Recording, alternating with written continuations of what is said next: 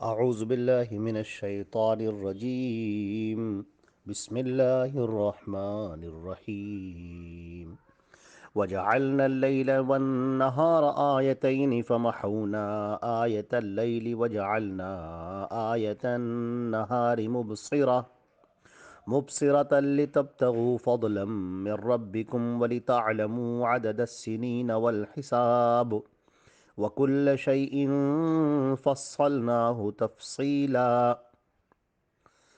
یہ سورہ اسراء کی آیت نمبر 12 ہے۔ ترجمہ اس آیت کا یہ ہے: اور ہم نے رات اور دن کو دو نشانیاں بنایا ہے، سو ہم نے رات کی نشانی تو دھندلی کر دی، تاریک کر دی، اور ہم نے دن کی نشانی کو روشن بنایا تاکہ تم اپنے رب کے فضل کے لیے کوشش کرو، اور تاکہ تم سالوں کی اور سالوں کی تعداد اور حساب معلوم کر سکو، اور ہم نے ہر چیز کی پوری پوری تفصیل کر دی ہے۔ اس سے پہلے کی جو آیت تھی جس کے اندر کفار مکہ نے نبی کریم صلی اللہ علیہ وسلم سے بار بار عذاب کا مطالبہ کیا تھا کہ اگر تم سچے نبی ہو تو عذاب لے کر آؤ، اور اس میں اللہ رب العزت نے یہ بات فرمائی تھی کہ اگر ہم عذاب بھیج دیں تو تم سب کے سب ہلاک ہو جاؤ گے، جیسے قوم سمود اور قوم عاد یہ سب ہلاک ہو گئے، ان کی پوری نسل تباہ ہو گئی۔ تو اللہ سے عذاب کا مطالبہ کرنا یہ اچھی بات نہیں ہے۔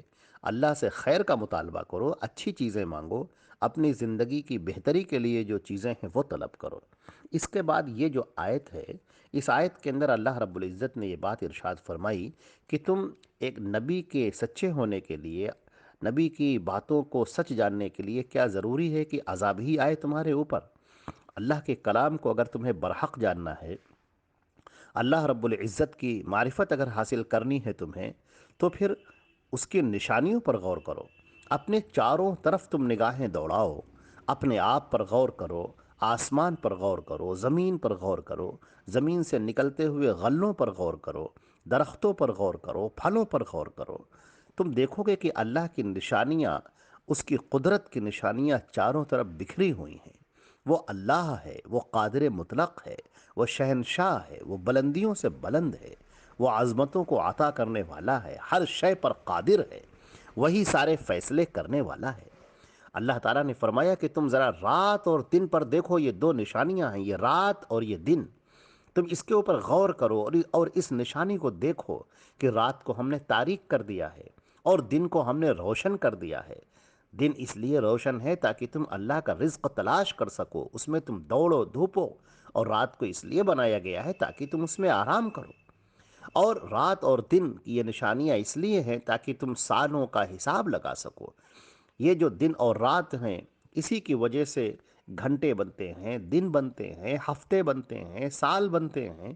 تو یہ جو برس بنتے ہیں، یہ جو سال بنتے ہیں، مہینے بنتے ہیں، ہفتے بنتے ہیں، انہی سے تمہارا یہ کارخانہ حیات چل رہا ہے، پوری زندگی کا ایک سسٹم چل رہا ہے، ایک نظام چل رہا ہے، اس پوری دنیا کا پورا نظام چل رہا ہے۔ اور تمہارے جو وقت ہیں، ان وقت کے لحاظ سے، وقت کی پابندی کے لحاظ سے تم چلتے ہو، دنوں کا مطالبہ کر دو، تم دنوں کو دیکھتے ہو۔ اگر یہ دن نہ ہوتے، یہ ہفتے نہ ہوتے، یہ سال نہ ہوتے، مہینے نہ ہوتے، تو ذرا سوچو کہ تمہاری زندگی کتنی چوپٹ ہو جاتی۔ اور پھر اللہ رب العزت نے فرمایا کہ ہر شے کو ہم نے تفصیل کے ساتھ بیان کر دیا ہے۔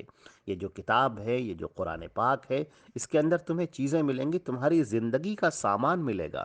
یہ تمہارے لیے تمہارے زخموں کا مرہم ہے، تمہارے لیے ہر چیز اس کے اندر موجود ہے۔ تم خود ہی اس سے دور بھاگتے پھرتے ہو۔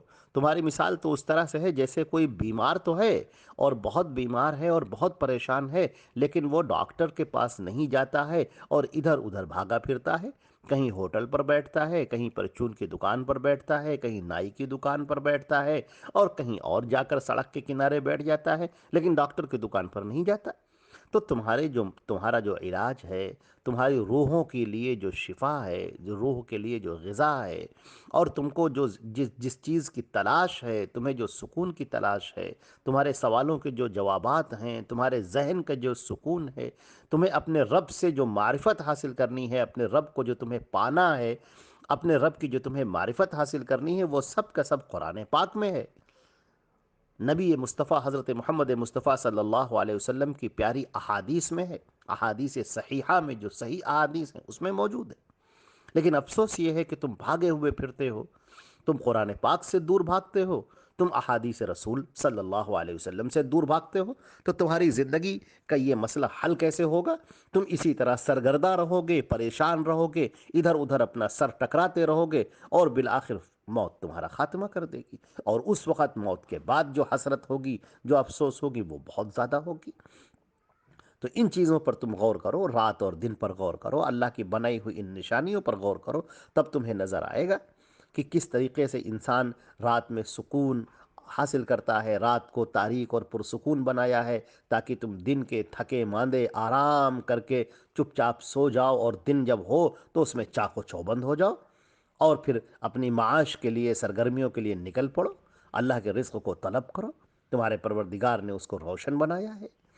اور اسی طریقے سے اس کے اندر آفاق میں اور بھی نشانیاں ہیں، یہ سب اس لیے بھی ہے تاکہ تم ان سب پر غور کرو۔ اور ہاں، اس کے اندر ایک اشارہ اور بھی ہے، اشارہ ایک اور بھی یہ بھی ہے کہ تمہیں یاد رکھو کہ رات کے بعد جس طرح صبح آتی ہے، اسی طریقے سے تمہیں حشر و نشر کی طرف بھی توجہ دلائی گئی ہے، یعنی میدان محشر میں بھی تم کو اٹھنا ہے۔ اور جیسے کہ رات جب ختم ہو جاتی ہے تو اس کے بعد دن آتا ہے، اسی طریقے سے تم یہ سمجھ لو کہ یہ تمہاری پوری زندگی ایک رات کی طرح سے ہے، اور اس کے بعد ایک دن آنے والا ہے جس میں تم اللہ کے سامنے کھڑے ہوگے۔